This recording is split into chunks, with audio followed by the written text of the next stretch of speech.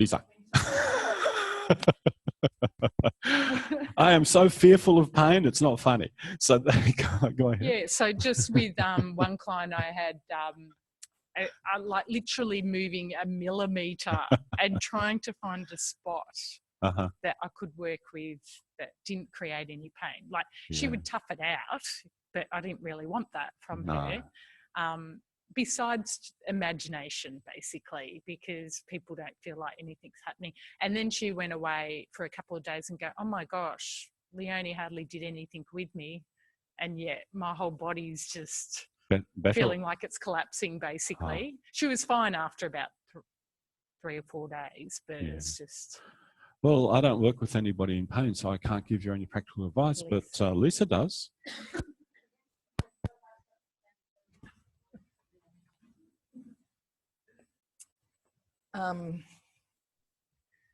So there's a few strategies, I guess, that you could think of. I sort of think when you're working with chronic pain that you're just trying to settle.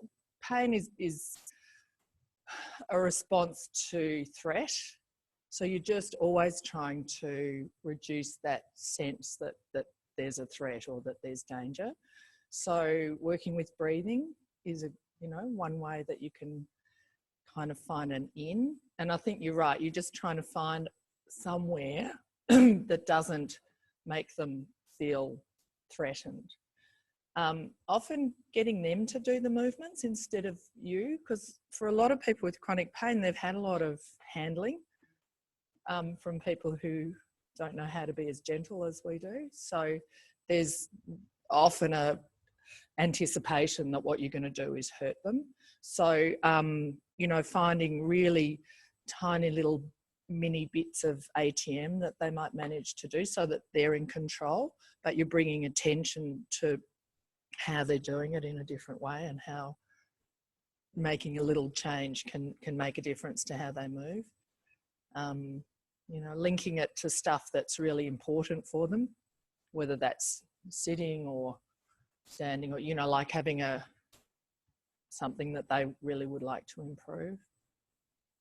Working with eyes. I mean, there's, we do have a lot of ways to get movement that's not big, I think in a way that a lot of other, modalities don't have. So does that help at all? Yeah, that's good. I just found this client was doing a bit on the ribs because she had a shoulder issue. Whenever she found she was breathing more deeply, but then that was hurting her. Yeah. So it's sort of like I was sort of helping an area and then it actually impacted. Yeah, and sometimes a change feels threatening. So any change is like, oh God, what's that? So, it needs to be really incremental. Don't try and do too much. That's, I think, what a lot of what I started doing was trying to do a whole lot of stuff. And actually, if you're just thinking what you're trying to do is help them to feel okay in their body, then a little change in breathing. But even with breathing, just, some of the stuff Soren was talking about last time, of actually being able to go, okay, so I can breathe here, or I can breathe here, or I can breathe, so that there's a feeling of being able to control something, and breathing is something that you can sort of get into. So if that big breath is uncomfortable, well, you could get a big breath into your belly and see how that's different, or a breath into somewhere else, so that but sometimes when movement comes, it's scary, and so then they clamp down again. So it's often the bracing against the movement that actually is creating a lot of the pain. Yep. I think with when people come with severe pain, our task is not to teach them to move, but as Lisa says, the first thing is to help them find safety. And so even if you spent the lesson helping them to find a more comfortable way of lying on the table, and whether that's supporting parts or whether it's, well, often it is supporting different parts, helping them to recognize that something feels better than something else. So starting to distinguish and discriminate the difference between everything hurts, and well, actually, this bit is now slightly comfortable. That's an important step. And I think building for a person to be able to sleep, Yep. an enormous difference in pain. Yeah, so helping them find a sleeping position. But the other thing that I often talk to people about is the idea that pain creates pain. And so even if there was only one little part hurting, the body's response is to try and join in and spread it all around. And so if we can lift the load from the bits that are not damaged or not needing to be in pain, then that lightens the load on the system. So if my system has been working really hard holding me together, when those muscles let go, often the next day or so, they can feel a little bit achy because they've been working hard for so long. But differentiating between good pain and nasty pain, that can sometimes be reassuring too, that, oh, it's the pain of relief of having let go all that hanging on that means that it's in fact safe to continue to perhaps explore some of those letting go kinds of things. So as I said, people have been poked and prodded and all sorts of things. They've learned to tolerate stuff that most of us wouldn't consider putting up with. And so to find a place where safety is the highest priority, that's, dare I use the word, healing in its own right. Nice. I'm working with a chronic, had my 6th session on Wednesday with her, hip, and she says groin pain and back pain. And as you said, I mean, in the beginning, I found it really difficult even to put her on the table in a position she was comfortable in. I still find it a bit of a challenge, but because I would like to do a few other things with her, and she just can only tolerate now just lying on her back and just lying on one side. But she actually has started experimenting with different positions now herself, because she just sits a lot of times, I'll not show what she does. She's sewing a lot. And what she does, she sits like this on the sewing machine. Knees, everything always tied together. And then I said, you know, she started relaxing, but she still kept her feet together, but still having all tension here. And she actually experimented that her feet and her legs can just rest comfortably without falling in either direction. And in the night, because we looked at the chair height and everything, and she said, oh, my hips are so much better. You know, just being able to do this now is just because she spends half a day on the sewing machine. And so, yeah, anyway, I saw that she had it.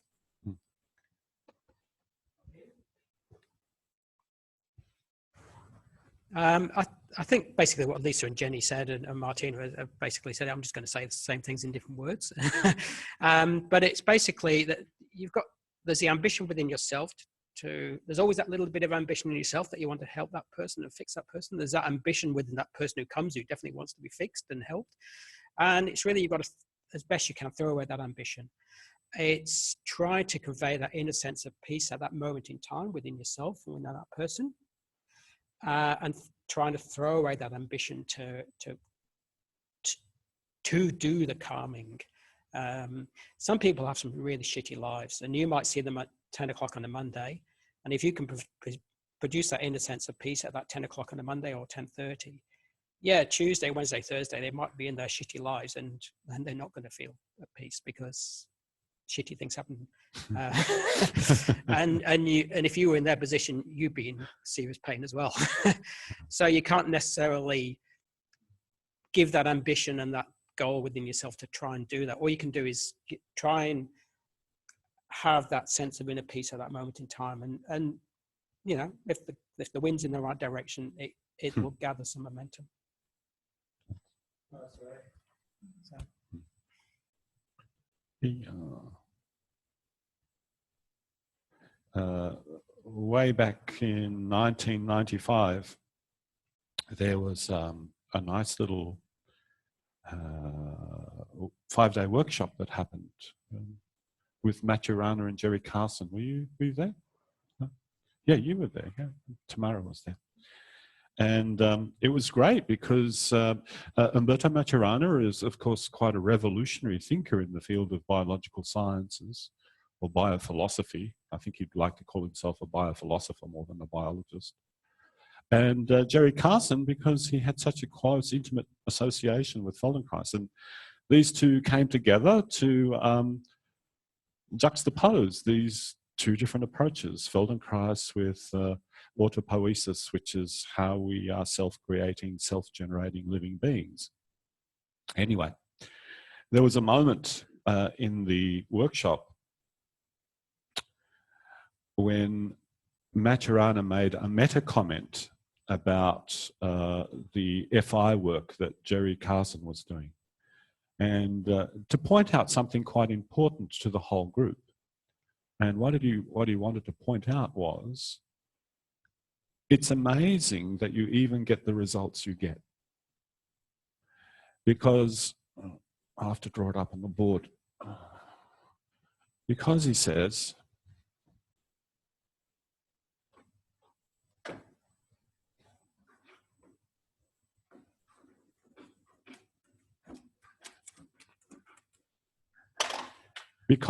here you are for a brief moment in time, and you are interacting with a practitioner. There's your nervous systems.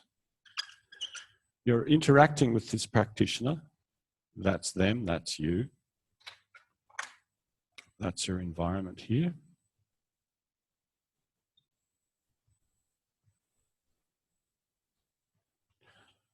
And here you are for 1 hour.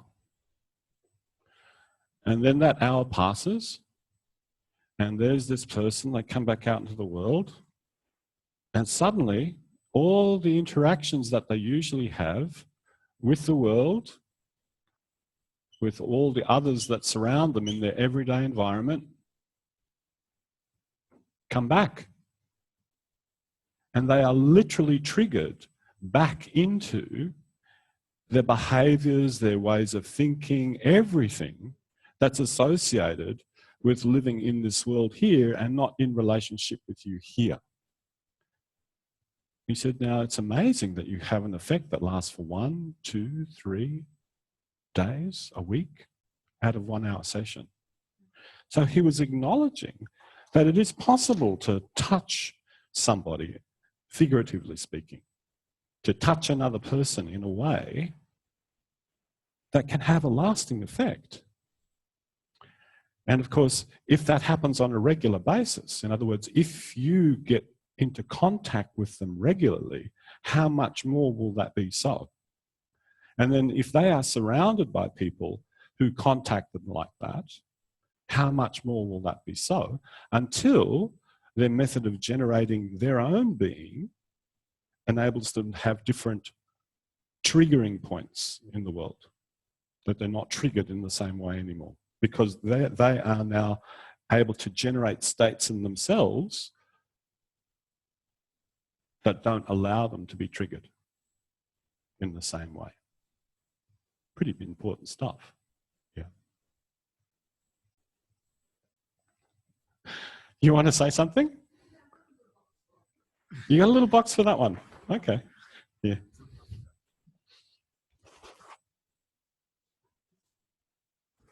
Yeah, I know that one. I do a segment of Feldenkrais. I walk straight. I go back to work. I drive into the car park. I get out of my car and I limp. It's context.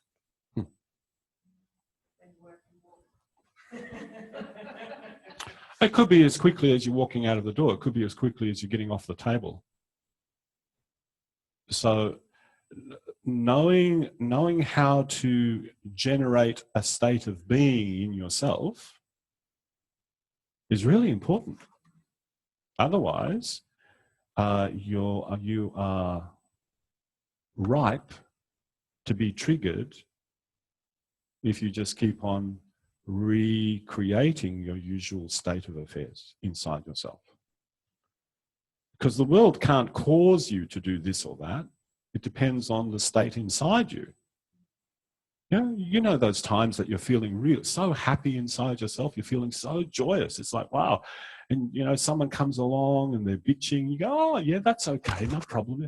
And other days you're feeling like, excuse the language, you're feeling like shit. And someone comes along and they whinge. You don't go, oh, that's all right. You join in. Yeah.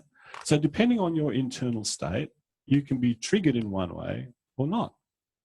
So that's what you're learning in awareness through movement. How to generate this state in yourself that is a much more buoyant state.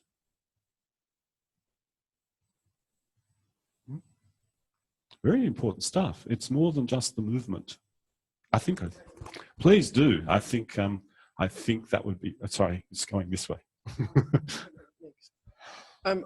Excuse me. This is one of my little soapboxes, I must confess, is how do we all get better at making a link between what happens in that 1 hour interaction and the world that people go back to?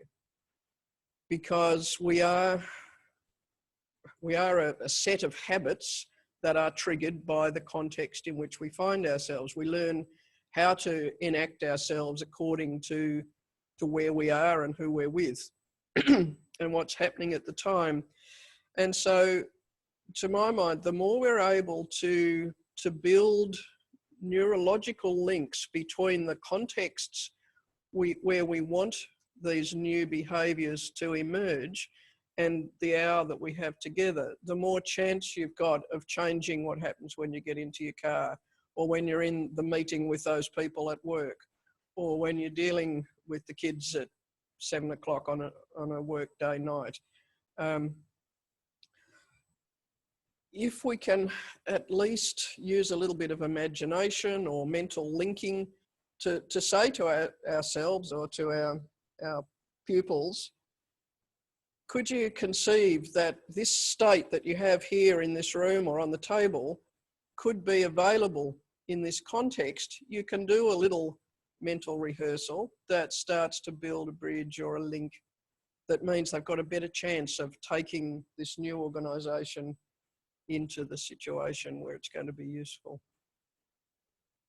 Because once that state's present, I mean, it is generated right there. It can be regenerated. It's not something you hold on to, it's something that you regenerate. We start to modify the trigger conditions by building that link. Yep, great. Okay, last one. I found that there's lots of links between, I mean, I haven't worked with FI except with this one client, but I've worked with chronic pain in different ways in my OT practice, where I'm now using FI and ATM. But I found lots of pain is usually related to some emotional events. Like with this client I was talking about, her husband had a long death, you know, a chronic disease, and all her ailments, everything started with her husband dying. So her back pain, hip pain, that all started at the time. So, and talking about it was, yeah, I think very good for her because she feels emotionally better now. I did say last one, but okay, last one. This is really short. Come on, it please. It just so happens I watched a documentary last night called The Connection. It's from 2015, an Australian one, and it's on mind-body connection, and it covers just about everything. And the whole time I sat there last night going, oh, Feldenkrais should be in there. It's a really good one to watch at this time. I felt it was talked a lot about the things that you've all just discussed now. Really, yeah, nice. It was really good. Yeah. That was it. I rented it on Apple for $3.99. Sounds like a good rental. Yes. Yeah. It was. It's been made by an Australian journalist who had an autoimmune disease and, you know, as often happens, was unsatisfied and went searching and blah blah. Made this documentary. Yeah. Okay. Thanks for that. Do you remember, what was it? Oh, connection. Yeah, it's just called The Connection, The and Connection. she interviews most of the names I'd heard of or seen or read about, all professors or doctors, and yeah. Okay, thank you. All right. Shall we do an ATM? Yep. All right. Get yourself ready. I'll give that to you. Thank you very much.